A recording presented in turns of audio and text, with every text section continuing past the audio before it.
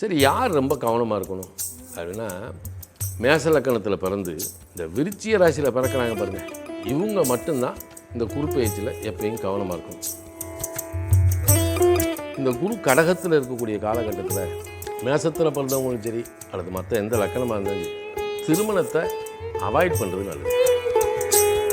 இந்த குரு பயிற்சியில் வசதி இருக்கிறவங்க சொல்கிறாங்க, குரு 8ஆம் இடத்தை பார்க்குறாரு. அப்போ இந்த ஆதரவற்ற இறந்தவங்க இருக்காங்க இல்லையா, அவங்களுக்கு இந்த ஈமக்கிரியை இருக்குது பாருங்கள், அதை செஞ்சால் இந்த கோடீஸ்வரன். மேஷத்துக்கு நீங்கள் எந்த மாதிரி பலன்கள் சொல்ல இருக்கீங்க இந்த குரு பயிற்சியில்? இப்போ லக்கணம் தான் சூரியனும் சந்திரனும் இணைக்கப்பட்ட ஒரு புள்ளி, உடலும் உயிரும் இணைந்தது இல்லையா. அப்போ இந்த பூமியில் இந்த லக்கணம் அப்படின்றது பிறக்கும்போது நமக்கு விதி என்னன்னு தீர்மானிச்சிடும். அப்போ தீர்மானிக்கப்பட்ட விதி எப்பப்போ எந்தெந்த நேரத்தில் நமக்கு கிடைக்கும் அப்படின்றதான் ராசியினுடைய பரிணாமம். இது ரெண்டும். இப்போ மேச லக்கணம் ஒருத்தர் பிறந்துறார். இப்போ மேச லக்கணத்தில் பல பேர் நினைச்சுவாங்க புனர்பூசம் விசாகம் பூரட்டாயில் பிறந்திருப்பாங்க, குருவோட நட்சத்திரத்திலே பிறந்திருப்பாங்க. இப்போ அவங்களுக்கெல்லாம் இப்போ குரு 3ல் இருக்கும்போது அவங்களுடைய முயற்சிகளில் வந்து அதாவது முயற்சி நியாயமாக இருந்தாலும் அதில் பல சங்கடங்கள் உண்டு, எதுவுமே தொடர்ந்துருக்காது. ஆனால் இப்போ 4ஆம் இடத்துக்கு வந்துட்டாங்க, சனி சாரத்தில் வந்திருக்காரு. இப்போ மேச லக்கணத்துக்கு சனி யாருன்னா 10 குடையவர் 11 குடையவர் லாபாதிபதி 12ல் போய் உட்காந்துருக்காரு. இப்போ என்ன செய்வான், எது செய்யக்கூடாது எது செய்யலாம் இல்லையா. இப்போ குருன்னா பாக்கியாதிபதி, அது தாயார் ஸ்தானத்துலேருந்து உட்காந்துருக்கு. அப்போ தாய் தகப்பன் வாழ்ந்த பூமி அப்படின்னு எடுக்கலாம், இல்லை தகப்பனார் இவனுக்கு கொடுத்த பூமி அப்படின்னு எடுக்கலாம், இல்லை தாய் வழியில் வந்து முன்னோர்களுக்கு கொடுத்ததை இவனுக்கு கொடுத்த ஒரு பூமியாக இருக்கலாம். அதை நான் இடித்து கட்டலாம்னு நினைக்கிறேன் அப்படின்னு நினச்சா சரி, அடித்து கட்டிக்கலாம், சூப்பராக கட்டலாம். சரி சார், எங்களுக்கு அப்படியெல்லாம் இல்லை சார், ஏதோ ஒரு வீடு கட்டலாம்னு நினைக்கிறேன் சார், கட்ட முடியுமா முடியாதா? மேச லக்கணத்தில் பிறந்தவங்க இயல்பாக இந்த 2026 இந்த குரு பயிற்சியில் ஒரு சின்ன குச்சிலாவது அமைச்சிடலாம். ஏன்னா அவங்கவுங்க என்னென்னா அதில் வந்து தடைகள் நிறைய வரும், கொஞ்சம் அதிகமான செலவுகள் வரும், ஆனால் சமப்படுத்துகிற அளவுக்கு அந்த இடத்துல இருக்கும் ஒன்று. சரி, யார் ரொம்ப கவனமாக இருக்கணும் அப்படின்னா, மேச லக்கணத்தில் பிறந்து இந்த விருச்சிக ராசியில் பிறக்கிறாங்க பாருங்கள், அனுசம் கேட்ட நட்சத்திரத்தில் பிறந்தவங்க, இவங்க மட்டும்தான் இந்த குரு பயிற்சியில் எப்பயும் கவனமாக இருக்கணும். எந்த விதத்தில் கவனமாக? ஆமாம், வாகனத்தில் ரொம்ப ரொம்ப கவனமாக இருக்கணும். பொதுவாக மேச லக்கணத்துக்காரன் ஒரு கட்டட வேலை ஆரம்பித்தாலே வண்டி வாகனத்தில் கவனமாக இருக்கணும். மேக்ஸிமம் இரவு நேர பயணத்தை விட்டுறணும். சரியா, இதை இவங்க செய்யணும். அந்த விருச்சம் இது பொதுவாக இப்போ குரு 4ல் இருக்கார், உச்சமாயிட்டார் அப்படிங்கும்போது இப்போ அவருடைய பார்வை வந்து 10ஆம் இடத்துக்கு விழுகுது, 12ஆம் இடத்துக்கு விழுகுதுன்னு நம்ம சொல்கிறோம். இயல்பு நிலை என்ன செய்யுது, இவனை இருப்பிடத்தை, சில பேருக்கு இருப்பிடத்தையே மாற்றிடும், அவன் குடியிருக்கிற வீட்டை மாற்ற வைக்கும், அல்லது குடியிருந்த ஊர்லேருந்து வேறு ஊருக்கு வெளியிடங்களுக்கு போக வைக்கும், இல்லை சிலர் உத்தியோக ரீதியாக வெளிநாட்டுக்கு கூட்டிகிட்டு போகும். அப்போ இதெல்லாம் வந்து இந்த குரு வந்து சராசரியாக மேச லக்கணத்துக்கு செய்யத்தான் செய்யும்.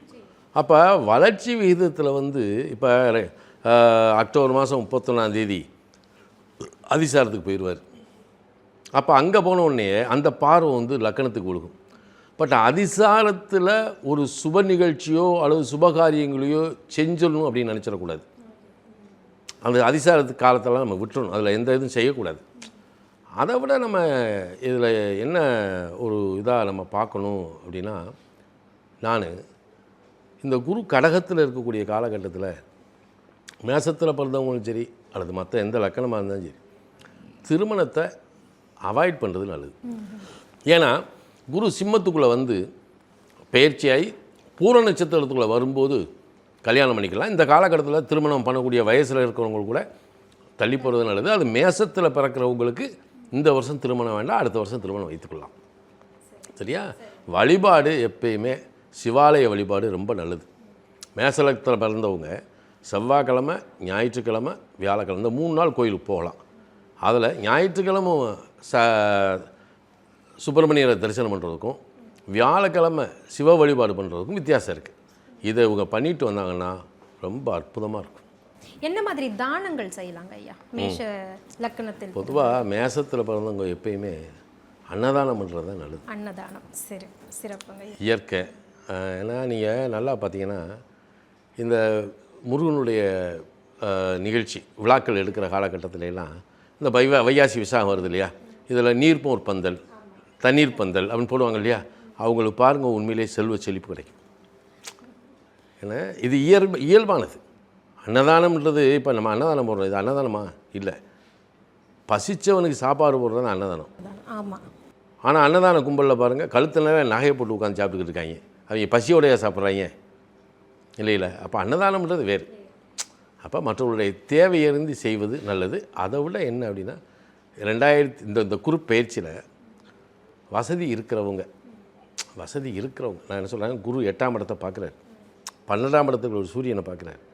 அப்போ இந்த ஆதரவற்ற இறந்தவங்க இருக்காங்க இல்லையா, ஆதரவற்ற இறந்தவங்க அவங்களுக்கு இந்த ஈமைக்கிரியை இருக்குது பாருங்கள், அதை செஞ்சால் கோடீஸ்வரன் ஆயிடுவேன். சிறப்புங்க ஐயா. மிக்க மகிழ்ச்சி. பசி அறிந்து உணவிடணும் அப்படின்றதையும் சொல்லியிருக்காங்க. இந்த தானத்தை நிச்சயமாக மேஷ ராசியில் பிறந்தவர்கள் செய்து பாருங்கள். அது மட்டும் இல்லாமல் இறந்தவர்களினுடைய அந்த கடைசி கடமைகளை செய்யக்கூடிய ஒரு இடத்துல மகன் ஸ்தானத்தில் நின்று நீங்கள் செஞ்சீங்கன்னா நிச்சயமாக உங்களுடைய வாழ்க்கையில் செல்வ வளம் பெருகும் அப்படின்னு சொல்லியிருக்காங்க. அவங்களுடைய ஆசிகளின் மூலமாக மனம் நிறைந்த வாழ்த்துக்கள் மேஷ ராசிக்கு. ஜூன் மாதம் 1ஆம் தேதி இரவு குரு மிதுனத்திலிருந்து கடகத்துக்குள்ளே வர்றார். இப்போ 12 ஆண்டுகளுக்கு ஒரு முறை அவரவர் ஜாதகத்தில் குரு இருந்த இடத்திற்கு அடுத்த இடத்துக்கு போயிடுவார். 12 வருஷம் கணக்கு. ஆனால் வருஷத்துக்கு ஒரு ராசியில் போவார். ஒவ்வொரு ராசி சக்கரத்துலையும் அவரவர் தனி மனித ஜாதகத்தில் அவங்க குரு இருந்த இடத்துல இருந்து கரெக்டாக நீங்கள் மனிதனுடைய இயல்பானதை சரியாக பார்த்தீங்கன்னா இந்த குருனுடைய மூலம் ரொம்ப இம்பார்ட்டண்ட். இந்த குரு காலபுருஷனுடைய தகப்பன் ஸ்தானாதிபதி அப்படின்னு பேர். ஆனால் அது மட்டும் இல்லை, அந்த காலபுருஷ தத்துவத்தில் என்ன இருக்குன்னா 9ஆம் இடம் தகப்பன் ஸ்தானம். ஆனால் அங்கே தான் தெய்வத்தினுடைய அனுக்கிரகம் அங்கே தான் இருக்குது, இறையொருள் அங்கே இருக்குது, குருமார்களுடைய அனுக்கிரகம் இருக்குது, செல்வம் இருக்குது, நீதி இருக்குது, நிதி இருக்குது, சகலமும் அந்த 9ஆம் இடத்துல தான் இருக்குது.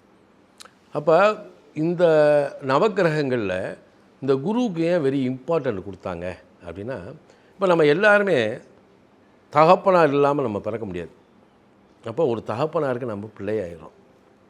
சரி, 12 வருஷத்துக்கு ஒரு முறை பாருங்கள் பருவம் மாறும். நீங்கள் 12 வயசில் ஒரு பையன் பெரிய மனுஷன் ஆயிடுவான், ஒரு பிள்ளை பெரிய மனுஷன் ஆகும் இல்லையா. அப்போ இந்த குருவினுடைய நிலை வெரி இம்பார்ட்டன்ட். இது மட்டும் இல்லை, நம்ம வாழ்க்கையினுடைய முக்கியமான மாற்றங்கள் அனைத்துக்குமே குரு பகவான் தான் காரணம். இப்போ குப்பையில் இருந்தவன் கோபுரத்துக்கு போகிறவனு இருக்கான், மேலே இருக்கவங்க கீழே வர்றது இருக்காங்க இல்லையா. இப்போ பருவத்துக்கு தக்கவாறு காலதேச வர்த்தமானத்துக்கு தக்கவாறு வாழ்வியலில் ஒரு தனிமனிதனுடைய வாழ்க்கையும் சரி, உலகியலையும் சரி, உலகத்தில் இருக்கக்கூடிய அனைத்து 84 லட்சம் யோனிப்பதத்துக்கும் ஒரு மர்மலட்சியோ அல்லது வாழ்க்கையினுடைய மாற்றத்தையோ முன்னேற்றத்தையோ உயர்வை கொடுக்கறது குரு தான் காரணம். இப்போ அண்ணன் சொன்னது மாதிரி குரு பார்க்க கோடி புண்ணியன்றான் இல்லையா. இவர் பார்க்குற இடத்துக்கு அவ்வளவு மகிமை. அப்போ அவர் பார்வைக்கு எவ்வளோ சிறப்பு இருக்குது. அப்போ அந்த பார்வையை பெறக்கூடிய வீடுகள் எது அப்படின்னு பார்க்கணும். ஆனால் அதுக்கு முன்னாடி இன்றைக்கி உலகியலில் என்ன நடந்துக்கிட்டு இருக்குது சமீப காலமாக அப்படின்னா, இப்போ சனி பகவான் மீனத்தில் இருக்கார், அது ஒரு ஜலராசி இல்லையா. சரி, அவர் ஜலராசிக்கு வந்துட்டார். இப்போ குரு ஜலராசிக்குள்ள அது நுழைய போகிறார். இந்த குருவுக்கு 9ஆம் இடத்துல தான் சனி நிற்கிறார். ஆனால் இவங்க இருக்கிற இடம் காலபுருஷனுடைய 4-12. அப்போ உலகத்தினுடைய மிகப்பெரிய ஒரு புரட்சி அப்படின்றது இந்த குருப்பெயர்ச்சியில் தான் இருக்குது. அப்போ உலகத்திலேயே மிகப்பெரிய ஒரு புரட்சி அப்படின்றது இந்த வருஷம் 2026 குருப்பெயர்ச்சியில் புரட்சி இருக்குது. இதில் எப்படி இருக்குன்னா, சனி அடுத்து பயிற்சி ஆகிறது இல்லை, ஆனால் ராகு அது பயிற்சி நமக்கு இருக்குது. ராகு மகரத்துக்கு வந்துடுவார், இப்போ கும்பத்தில் இருக்கார். அப்போ இப்போ குருவுக்கு திரிகோணத்தில் மிதுனத்தில் குரு இருக்கும்போது திரிகோணத்தில் ராகு இருந்தார். இப்போ குரு கடகத்துக்கு வந்து திரிகோணத்தில் சனி பகவான் வந்துடுறார். இப்போ இது ஒரு பெரிய மாற்றம் தான்.